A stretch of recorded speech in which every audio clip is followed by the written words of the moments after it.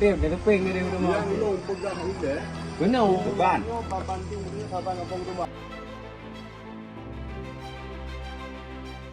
Dari analisis material sisa bencana, terutama kayu-kayu gelondongan yang hanyut terbawa arus, seorang guru besar IPB memperkuat satu dugaan penting, banjir bandang, longsor, dan rusaknya ekosistem di Aceh, Sumut, sampai Sumbar bukan kejadian alam biasa. Ini bukan hujan terlalu deras atau tanah tidak kuat menahan air. Yang kita lihat adalah bencana ekologis, bencana yang lahir dari tangan manusia. Dari kebijakan, dari izin yang ditandatangani, dan dari perusahaan-perusahaan besar yang selama puluhan tahun mengelola lahan di Sumatera. Dan ketika kita tarik satu benang merah, nama-nama perusahaan ini ternyata saling terhubung. Inilah daftar perusahaan yang belakangan dituding sebagai aktor di balik kerusakan hutan, deforestasi, dan konsesi di kawasan rawan bencana.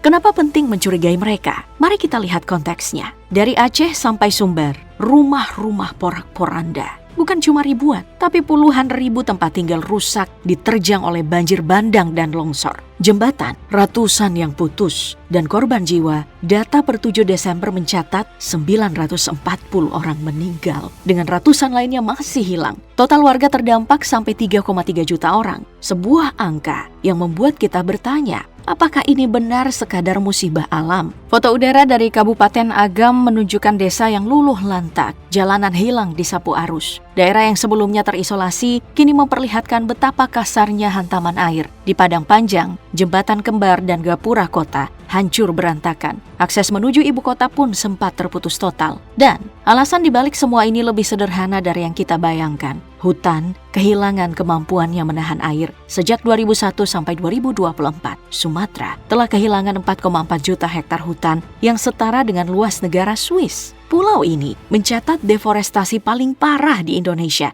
akibat penebangan legal maupun ilegal, aktivitas tambang, dan ekspansi sawit. Tidak heran, tudingan langsung mengarah ke perusahaan-perusahaan lokal. Nama-nama yang sering disebut oleh Walhi, Greenpeace, Friend of the Earth, hingga Jatam. Bahkan, KLHK dan BPK pun pernah menyorotnya. Sebagian kasus terbukti, sebagian masih diselidiki, dan semuanya menambah kecurigaan bahwa bencana ini bukan sekadar bencana alam. Mari kita mulai dari Desa Garuga di Tapanuli Selatan. Desa yang nyaris lenyap dan berubah menjadi lautan lumpur, batu, serta ribuan potongan kayu yang datang seperti tsunami. Warga setempat menyebut 70% penduduknya hilang tersapu arus. Di tengah kehancuran ini, seorang pria Garuga menduga bahwa gelondongan kayu yang menghantam desanya itu berasal dari aktivitas PT Sago Nauli Plantation, perusahaan sawit yang beroperasi sejak 1996.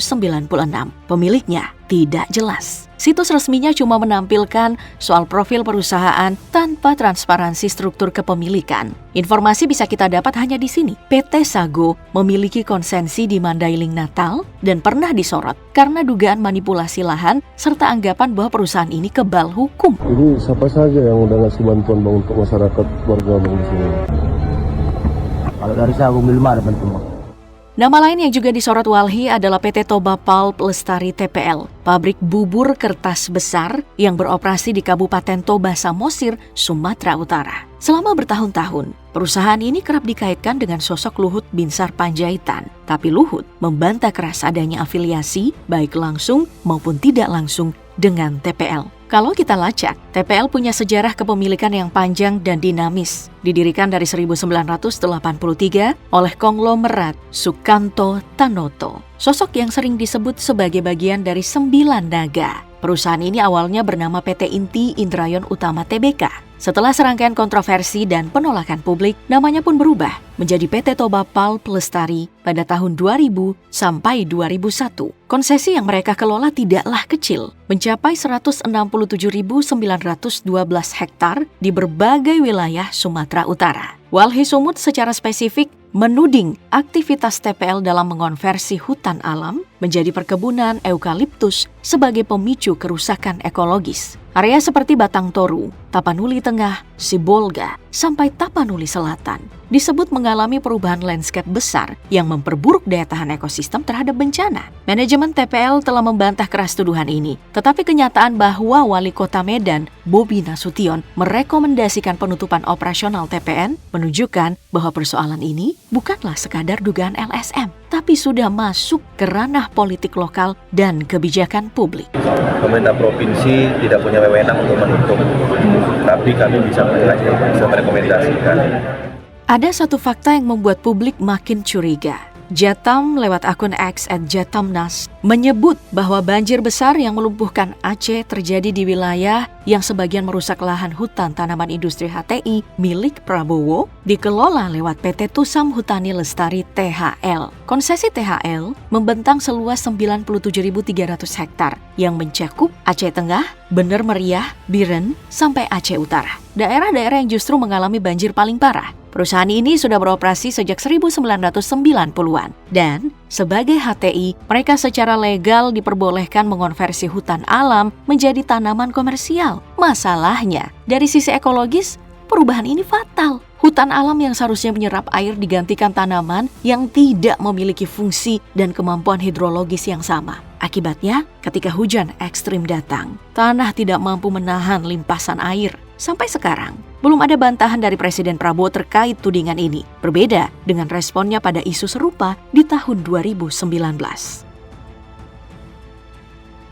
Oke, kita kembali ke soal Sukanto Tanoto tadi. Ia memang sudah bukan pemegang saham Toba Pulp Lestari, tetapi kecurigaan publik tidak berhenti di situ. Sorotan kemudian mengarah pada kerajaan bisnisnya yang jauh lebih besar, Royal Golden Eagle, RGE Group, perusahaan raksasa yang bergerak di sektor kertas, minyak sawit, viskos, hingga energi, yang berdiri sejak 1973. Di bawah RGE, ada Asia Pacific Resources International Limited April, produsen pulp dan kertas terbesar kedua di Indonesia. Skala operasinya masif. April mengelola sekitar 1,4 juta hektar lahan di Riau dan Sumatera. Dengan luasan sebesar ini, setiap perubahan tutupan hutan maupun lahan gambut yang dilakukan April selalu dianggap punya potensi memengaruhi daya dukung ekologis wilayah sekitarnya, termasuk daerah-daerah yang diterjang banjir bandang.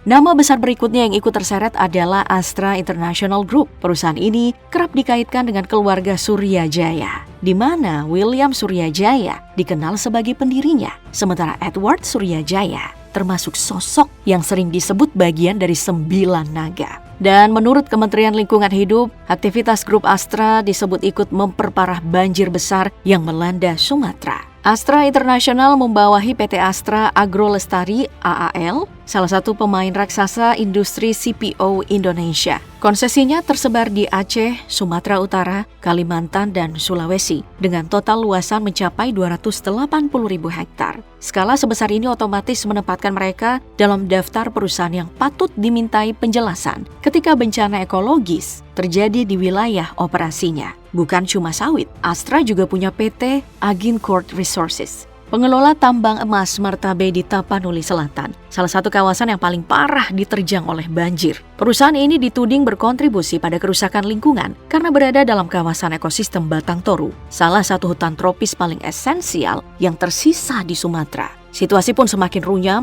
ketika KLHK memutuskan menghentikan sementara operasi PT Agincourt Resources bersama 2 perusahaan lainnya, yakni PT PN3 dan North Sumatra Hydro Energy, pengembang PLTA di Batang Toru. Proyek PLTA ini sendiri telah menghilangkan lebih dari 35 hektar tutupan hutan di sepanjang 13 km aliran sungai. Dampaknya, fluktuasi debit sungai, sedimentasi tinggi dari limbah galian terowongan, ancaman polusi jika limbah mengandung zat beracun, semuanya memperburuk daya dukung ekologis kawasan yang kini berubah menjadi jalur bencana.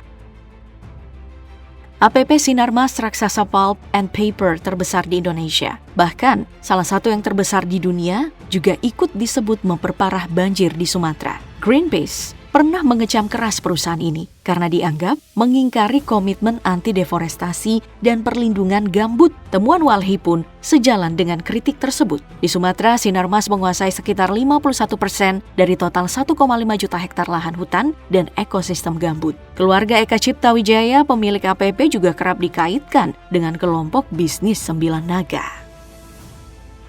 Adaro Energi Indonesia Tbk juga masuk dalam daftar perusahaan yang diduga memperparah banjir dan longsor di Sumatera menurut Walhi. Dan ternyata bukan tanpa alasan. Melalui dua anak perusahaannya, PT Adaro Strategic Investment dan PT Adaro Capital Ltd, Adaro adalah bagian dari pemilik saham mayoritas PT Agincourt Resources. Perusahaan yang operasionalnya di Batang Toru sempat dihentikan KLHK. Yang membuat publik tercengang adalah daftar pemegang saham mayoritas Adaro itu sendiri. Ada nama-nama besar, Boy Thohir, kakak Erick Thohir, Edwin Suryajaya, Sandiaga Uno, Theodor Permadi Rahmat, hingga Beni Subianto, sosok yang dikenal sebagai Raja Batubara. Dengan struktur kepemilikan sekuat ini, wajar jika setiap tudingan terhadap Adaro ikut mengguncang kepercayaan publik terhadap bagaimana bisnis, politik, dan kebijakan lingkungan saling bertautan.